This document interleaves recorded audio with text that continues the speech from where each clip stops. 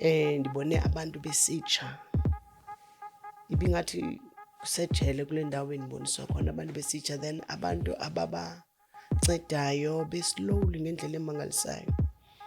Emveni koko ndiye ndanikezwa futhi omnye umbono, ndiboniswe imvula enkulu engazange ibekho kubantwana bakaThixo uba ibandla maliphakame, lime, lithandaze, lizithobe kuThixo, iinkonzo zenhlambuluko.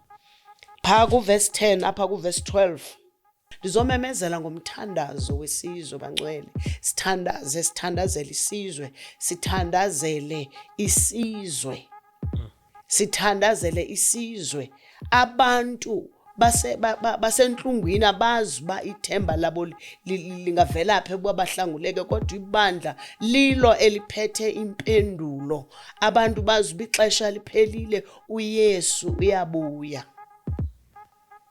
Izinto ezokwenzeka zibuhlungu kakhulu, singena kwimbandezelo ngoku ebuhlungu, kunemvula futhi ezokwehla enkulu. uThixo ke xa wayendinika le mvuselelo ogcina endithuma yona, wayendibonisile isibhakabhaka sirawunda ngendlela esisimanga, abantu besimka namanzi kusiwa amabhriji. Ndathathwa ndawuboniswa uYesu xa ebethelelwa, uYesu enganxibanga. Ndicinga uba igusha nje exheliweyo, xa ndithi intoni ayiyogusha le. Welcome to the Davis Show. Of course, I cooperated in Christmas. You already know I'm doing the best show, even James knows. Otherwise, on sound and camera, this thing is usual. I got my man James, and on my right, I got my man Kanda. Do one story at the time and one testimony at the time. If you're new to the channel, where have you been? Please subscribe, press notification bell, as well as join the membership, and also donate. Our details shown after the disclaimer. Thank you so much to those who are doing that. We highly appreciate it. Please make sure you donate to help our sisters to get this month. By the end of the month, we want to make sure our sisters, they get sanitary towels. So please, your donation will help a lot. So thank you so much to those who are really liking the episode, not skipping the ads, and watch the episode until the end. Highly appreciate it. Otherwise, James, are you on grace? It's God's time. Yeah. Mamumpande is back. Hayi siyakwamukela bamumpande besikhuluma la sithi esivakashele yabo mama bethu sabagcina kudala. Yeah, bakhona namhlanje. Hayi sinamukela. Tata. Yeah.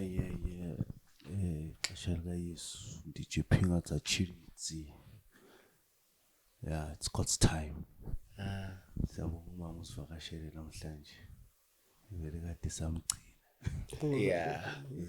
Yeah, Mampande siyabonga kakhulu ukuthi uzokwamukela ohlelweni. Sicela nje ubingelele emakhaya bese sihlala phe kwendaba. Amen.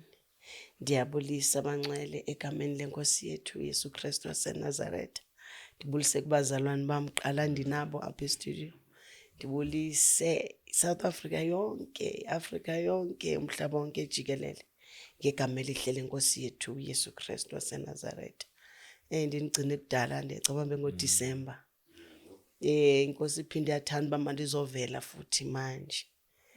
Ndiza ngendaba yomthandazo obekwe inkosi enhlizweni yami. Nanjengoba yandinika umyalelo uba ndithandazele isizwe. Hlala ndithandaza ke ndithandazele isizwe. So wabeka ke ngoku umoya ongcwele enhlizweni uba makube nomthandazo ozoba khona nge-26, 27, 28 where umthandazo okuthandazela ilizwe. Izoba ngumthandazo apho sizozincisha khona singadli, siye kuThixo sizithobe ngoba uThixo uyakhala uthi asiphulaphuli. uThixo uye wandibonisa umbono obuhlungu kakhulu. Ndibone abantu besitsha, ibingathi kusejele kule ndawo endiboniswa khona abantu besitsha, then abantu ababancedayo beslowly ngendlela emangalisayo. Emveni koko ndiye ndanikezwa futhi omnye umbono, ndiboniswe imvula enkulu engazange ibekho ezokwehla sekufutshane. Mandiya ezwini lenkosi phaa kuDaniel chapter 12, ndithetha ngoMikhayeli umhlanguli. lithi ngelo xesha uya kusuka eme uMikhayeli, umthetheleli omkhulu omela onyana babantu bakowenu. Kuya kubakho ixesha lembandezelo elingazange libekho elinjalo kususela koko kwabakhoyo uhlanga kude kube nangeli xesha. Ngelo xesha baya kusinda abantu bakowenu bonke abafunyenwe bebhaliwe encwadini.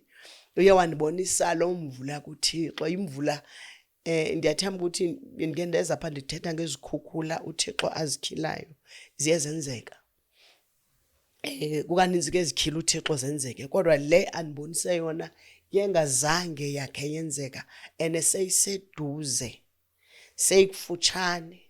Eli lizwi ke umoya oyingcwele andilidele kulo likaMikhayeli lithi uMikhayeli ingilosi ezobe ihlangula abamagama abhaliweyo ezincwadini.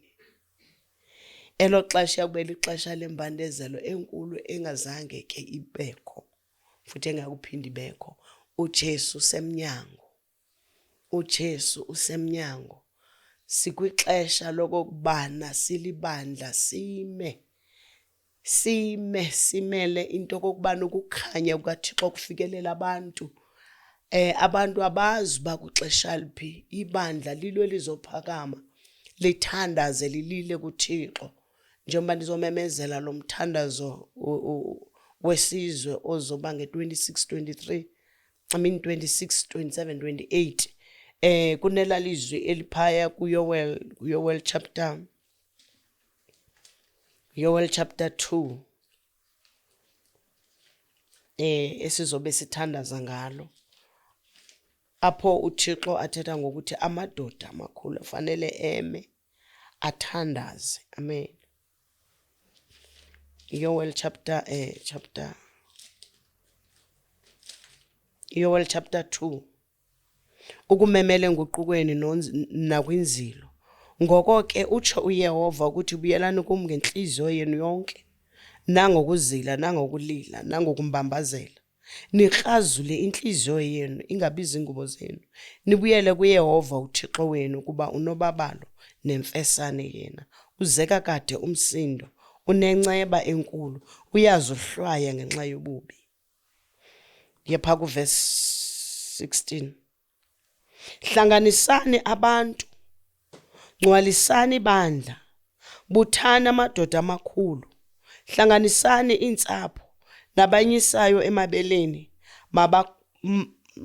makaphume umyeni egumbini lakhe, umtshakazi esililini sakhe. Mabalile ababingeleli, abalungiseleli bakaYehova phakathi kweveranda nesibingelelo. Bathi yiba nenceba Yehova ebantwini bakho, ungalinikeli ilifa lakho ekungcikiveni, ukuba intlanga zizekelise ngabo. Yini na ukuba kuthiwe ezizweni uphi na uThixo wabo. Ndizomemezela ngalo mthandazo bangcwele kubantwana bakaThixo abandivayo, ngoba kuyenzeka abanye abantu bandive ngenye indlela. Le nto ndiyithethayo ndithetha into isuka kum, andithethi into ithandwa ndim. Ndithunyiwe nguThixo imvuselelo yokugcina. uThixo ke xa wayendinika le mvuselelo yokugcina endithuma yona, wayendibonisile isibhakabhaka sirawunda ngendlela esisimanga, abantu besimka namanzi kusiwa amabhriji. Ndathathwa ndawuboniswa uYesu xa ebethelelwa, uYesu enganxibanga. Ndicinga uba igusha nje exheliweyo. Xa ndithi intoni ayiyogusha le, nguJesu. Zandikwazi ukumjonga, ndajonga ecaleni. Uthe xa endibonisa le mvula kwabuya la message yokuqala wayendithuma ngayo uThixo. Undibonisa amanzi alapha kufutshane azokwenza i-disaster engazange yake yabakhona. Ndizomemezela bangcwele kubefundisi. Kudala uThixo ethetha esithi abefundisi mabahlangane benze inkonzo zenhlambuluko, ibandla liguqe phambi kwakhe, abesifazana baqhubuthele. Ndizomemezela kubefundisi benhliziyo kaThixo ukuba kwindawo zonke imithandazo nge26 ye-fasting 26, 27, 28 sizithobe kuThixo. Imessage ayiwanika yona ngoJanuwari uThixo xa bendithandaza kusenzeka i-accident kusifa abantwana, impendulo anikena uthe asiphulaphuli. Asiphulaphuli. Ngoku ndizomemezela ngemvuselelo yokugcina ezwini likaThixo. Mandilifunda njengoba uThixo endibonisela mbono, ndiye ndabona kuyile message ethethwa apha elithi lixesha kuba khona ixesha lembandezelo elingazanga ke libekho elinjalo. Ngoba lo mvula uThixo endibonisela yona yimvula engazange yabakho emhlabeni ezoba khona. Ndizodlulisa lo message kubantwana bakaThixo uba ibandla maliphakame, lime, lithandaze, lizithobe kuThixo, iinkonzo zenhlambuluko. Phaa kuverse 10 apha kuverse 12 lithi abaninzi baya kuzenza nyulu, bazenze mhlophe, banyibilikiswe, ke abangendawo bayakwenza okungendawo, abangendawo bonke abayi kuqonda. Kodwa abanengqiqo baya kukuqonda. Sikwixesha lokuzingcwalisa, sikwixesha lokuzihlambulula. Eli xesha akuselilo lokudlala. uJesu usemnyango, uJesu usemnyango. Ibingale message ingafikelela kubantu bonke qha ndibetho ukuthi i-English andikwazi ukuyithetha, ibingaske ifikelele kubantu bonke uba thetha ngemvuselelo yokugcina. Bakuthiwa into yokugcina kuthetha ukuthi ixesha lisekho. uThixo undibonisa into ezokwehla lapha engazange kwaba khona, ngamanye amazwi inhlungu esizongena kuyo ebuhlungu kakhulu. Ndiboniswe nabantu besitsha, abantu abafana bahlangule basilowuli ngendlela esisimanga. Ibandla lilele, ibandla lifanele liphakame liyeke ipolitiki. Ibandla lisapolitika xa ubaxelela ngokuthi inkonzo zenhlambuluko kusekhona abathi ayikho loo nto, babuyiselwe emva kumthetho wokudala apho umuntu bethetha nompristi. Inkonzo zenhlambuluko litsho nezwi lithi abanengqiqo baya kuzenza nyulu, kodwa abangendawo abayi kukuqonda oko. uJesu usemnyango. Masiya phaa kuMatthew chapter 24 verse 29. Kwa oko ke emveni kwalo mbandezelo yaloo mihla ilanga liyakwenziwa mnyama, ithi nenyanga ifiphale, zithi neenkwenkwezi ziwe ezulwini, athi namandla amazulu azanyazanyiswe. Verse 30 uyakubonakala ngelo xesha umqondiso wenyana womntu ezulwini. Zimbambazele ngelo xesha zonke izizwe zomhlaba zimbone unyana womntu esiza phezu kwamafu ezulu enamandla nobuqaqawulo obukhulu. Ndizomemezela ngomthandazo wesizwe bangcwele. Sithandazele isizwe, sithandazele isizwe. Sithandazele isizwe. Abantu basentlungwini abazi uba ithemba labo lingavela phi ukuba bahlanguleke, kodwa ibandla lilo eliphethe impendulo. Abantu bazi uba ixesha liphelile, uYesu uyabuya. Izinto ezokwenzeka zibuhlungu kakhulu, singena kwimbandezelo ngoku ebuhlungu, kunemvula futhi ezokwehla enkulu. Kuzokwenzeka into ezibuhlungu njengoba sizibona izinto abangcwele ezenzekayo emhlabeni zibuhlungu, kodwa kukho inhlungu enkulu esizongena kuyo ngoku ngaphandle kwalesikhala ngayo. Kodwa lithi izwi likaThixo phaa kuDaniel chapter 12, uMikhayeli umhlanguli wabantu uyokubahlangula abamagama abhaliweyo. Lide lithi izwi likaThixo xa ulifunda uqhubeka nalo lithi lo mihla le uThixo uyakuyithini, uyakuyinciphisa ngenxa yobonyulwa bakhe.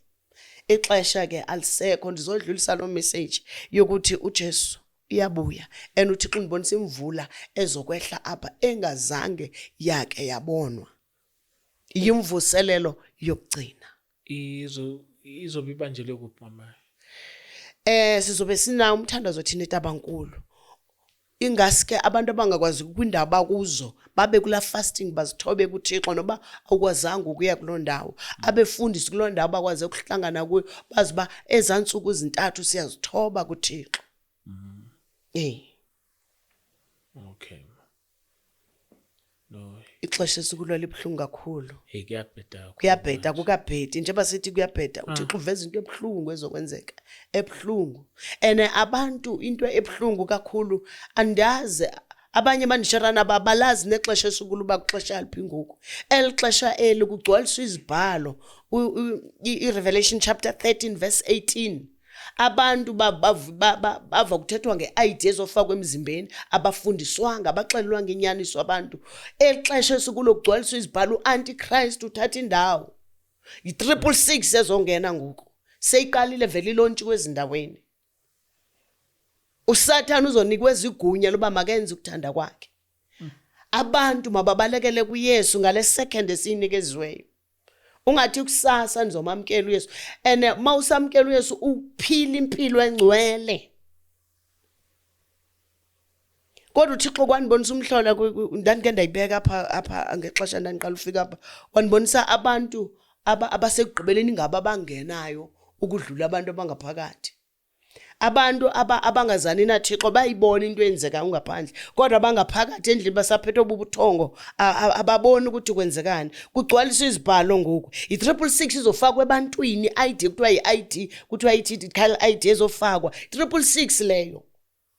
Ibandla maliphaphame ibandla alikwazi kulidwa ipolitiki. uThixo wandikhilela ipolitiki lidwa nguLucifer. Alikwazi ibandla balingakhokelwa nguLucifer. Ibandla lifanele lidwe ngamadoda amakhulu aphilela uThixo ngobungcwele ephilela uThixo ngokwethembeka emendaweni kaThixo akhokhela umhlambi kaThixo ukhokhela ezulwini. Lithi izwi likaThixo kwiNdumiso chapter 15 ngubani oyokuma entabeni yakho engcwele uthi ngohamba ngokugqibeleleyo esenza ngokobulungisa ethetha inyaniso nangenhliziyo yakhe.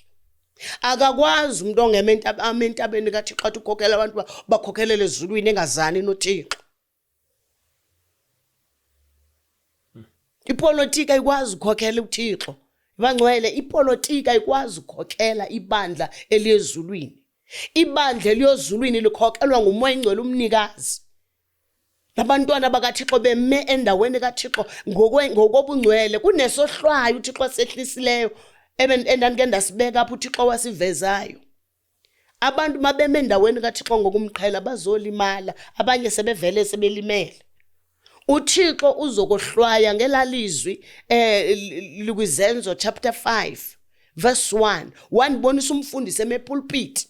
Lo mfundisi ephethe iBhayibheli uvele wacollapse wabhubha wathathwa same time wancwatywa. Xa encwatywayo ndavisa ivoice yakhe wathi into endibuleleyo kukume endaweni kaThixo ndingamanga kakuhle noThixo.